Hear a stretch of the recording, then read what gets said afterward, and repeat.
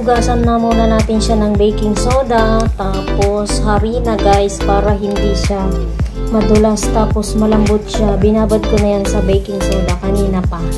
Kaya malambot na yan, tapos hindi na yan malangsa. Lalamasin lang yan dyan sa asin, baking soda at saka flour.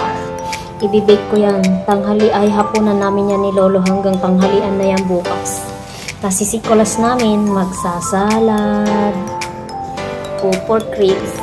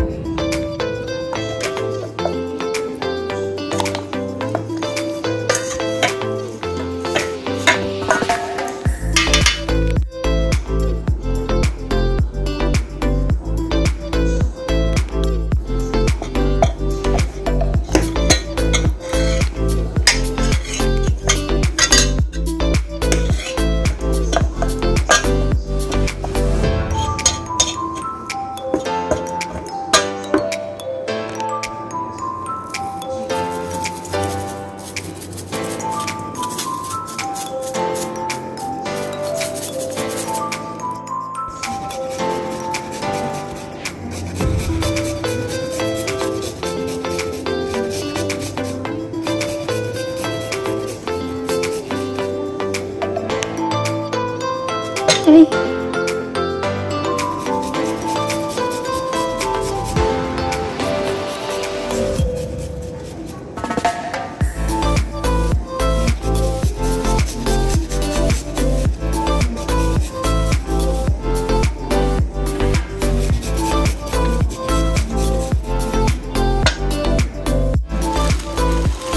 Yan guys, marinated baby pork ribs, back ribs.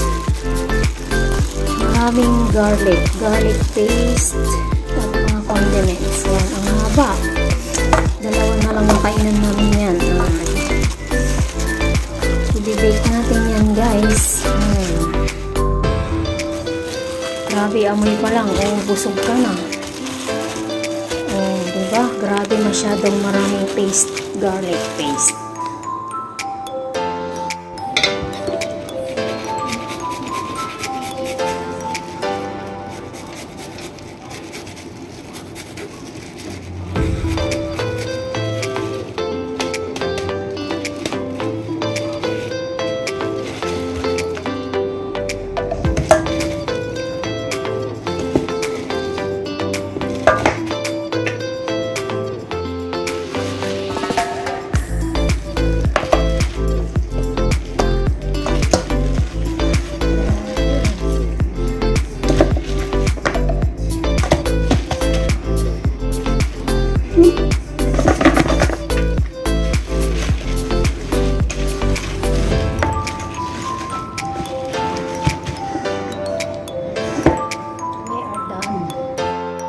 Marinated baby pork ribs guys. Ito yung bandang likod ng baboy.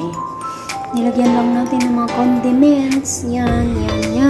At pagkatapos imamarinate natin hanggang mamayang mga 5 o'clock. Magbe-bake tayo ng low fire mga 5:30. Nilagyan ko siya ng natural na oil ng baboy kasi diba gumawa ko ng picture ng nakaraang araw. Yan yung nilagay kong oil. Tapos naglagay din ako ng olive oil. So ayan, hayaan na muna natin siya dyan hanggang manuot yung ating marination. Happy cooking! Kailangan nating tusok-tusukan para manuot yung mga marination natin. Manuot yung mga sangkap-sangkap niyan. Tapos lalagyan ko yan ng parakas mamaya sa gilid-gilid guys. Grabe, ang dami kong nailagay na ginadgad na bawang. Ay, toink na putol. Sigurado yan, malasang malasa. O, diba? Yan ang mga sangkap ko guys. Naputol pa yung stick ko.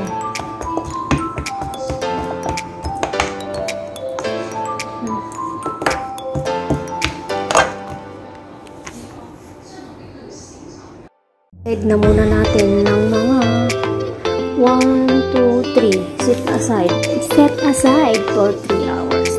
I'm done marinating guys. So, ayan, gawin natin dyan. Takpan na muna natin para manuot yung ating mga sangkap. O, diba? Takpan na muna natin hanggang mga alas 5.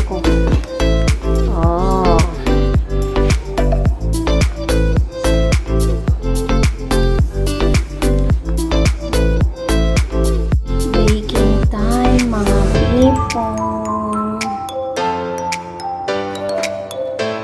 Nandun si Lolo sa kabilang kwarto nagpapatugtog. Diyan muna natin yung babalutin tapos ilagay natin dito sa tray. Sumasangkap na.